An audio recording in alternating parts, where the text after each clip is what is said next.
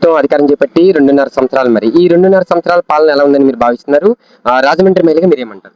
ఇప్పుడు కూటమి ప్రభుత్వం వచ్చాక ఈ 2 సంవత్సరాల పాలనంటే ప్రతి ఒక్కళ్ళకి అర్థమవుతుందండి. ప్రెజెంట్ ఏమీ లేదు. ఒక పక్కన నిరుద్యోగ భృతి ఇస్తానంటున్నారు. అది ఇవ్వడం లేదు. ఏ పథకాలు అందుతలేదు. మహిళలకు సంబంధించింది కూడా ప్రత్యేకించి ఏదో పథకం అందింది జగన్మోహన్ రెడ్డి గారు ఉన్నప్పుడు. కానీ ఈ టైంలో ఏమి అందుతలే. ఏదో పెట్టుబడులు లేక అప్పులకు పరిగెడుతున్నారు. పక్కన కాలేజీల్లో సర్టిఫికేట్లు తెచ్చుకోవడానికి పిల్లలు ఇబ్బంది పడుతున్నారు. నిరుద్యోగులు ఇబ్బంది పడుతున్నారు. చాలా ఇబ్బందికరంగా ఉంటుంది. మీకు నియోజకవర్గ ఇన్ఛార్జ్ అయినటువంటి మార్కెట్ భరతరామ్ ఎట్లా ఉంది? అంటే ఈ నియోజకవర్గంలో ఎలా పర్యటిస్తున్నారు? ఏమైనా ప్రజల సమస్యలుంటే ఆ సమస్యలు పరిష్కరించే విధంగా ముందుకెళ్తున్నారా? గతంలో ఎంపీ కూడా పనిచేసిన అనుభవం ఉన్న మార్కెట్ భరతరామ్ గురించి రాజమండ్రి మేలుగా మీరేమంటారు? అప్పుడు గతంలో మాజీ ఎంపీ మార్గాన్ భరతరామ్ గారు ఎంత డెవలప్‌మెంట్ చేశారనేది ఒక చిన్న పిల్లోడిని అడిగినా చెప్తారండి.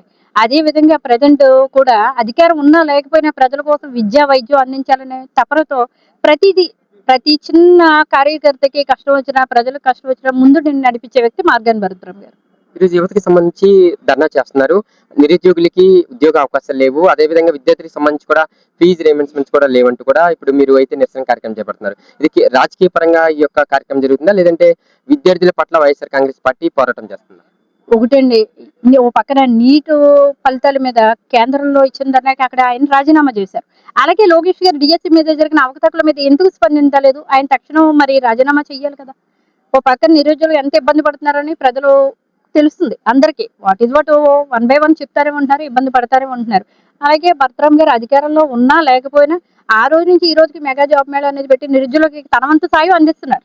మరి అధికారంలో ఉన్న నాయకులు ఏం చేస్తున్నారు? 2029లో మరలా జగన్మోహన్ రెడ్డి గారిని ముఖ్యమంత్రిగా చూసే అవకాశం ఉందా ప్రజలందరూ కూడా? అదేవిధంగా రాజమండ్రిలో కూడా మార్కెట్ భరతరామ్ మరొక్కసారి గెలిచే అవకాశం కనిపిస్తున్నాయి. తప్పకుండానండి. ఇప్పుడు ప్రతి ఒక్కళ్ళు నియోజకవర్గంలో ఏటి, ఎక్కడ స్టేట్ వైడ్ ఏటి, జగన్మోహన్ రెడ్డి గారు ఏంటనేది ప్రజలకు తెలిసింది.